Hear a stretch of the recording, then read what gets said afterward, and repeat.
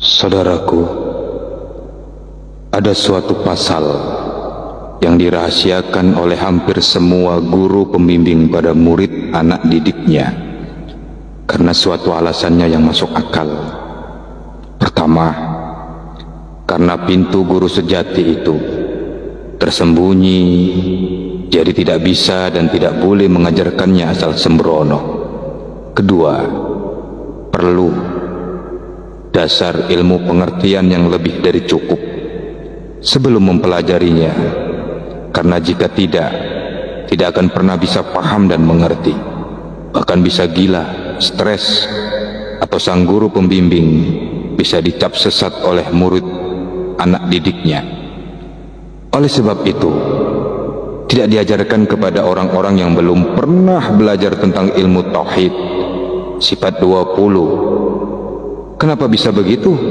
Sebab hal ini berisi ilmu-ilmu khusus pelajaran mengenal diri atau tata cara mengenal Allah, Sang Pencipta alam dan segala isinya.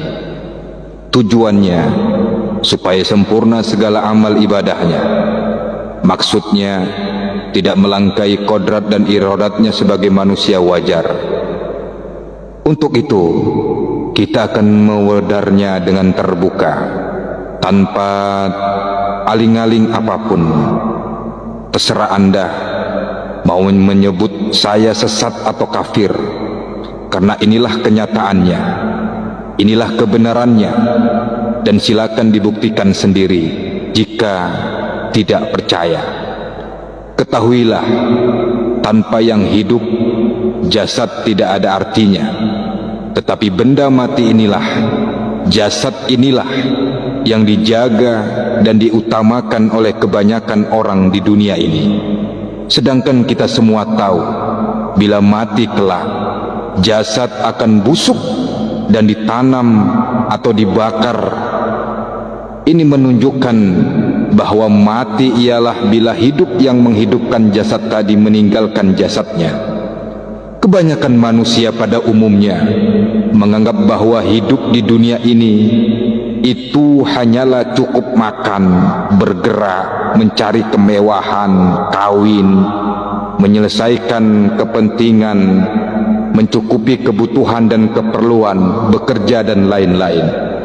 Mereka menganggap bahwa jasad kasar mereka itu hidup dengan sendirinya, yang membolehkan mereka melakukan kerja dan kerja. Tapi pernahkah mereka berpikir bahwa jasad mereka itu sebenarnya ialah benda mati yang tidak dapat hidup dan bergerak dengan sendirinya, tanpa ada sesuatu yang menghidupkannya? Di manakah letaknya yang dipanggil hidup itu? Dengan adanya yang hidup itulah jasad kita itu hidup. Sebenarnya hidup itu diam di dalam jasad kita sendiri, dan dialah yang dipanggil diri sebenar diri.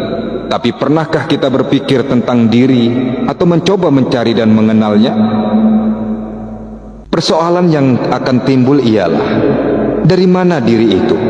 Di mana letaknya diri itu? Terdiri dari apakah diri itu? Kemanakah perginya diri itu? Apabila jasad mati, atau dengan kata lain diri meninggalkan jasad? Yang paling penting sekali, bolehkah kita mengenal diri sebenar-benarnya diri kita itu?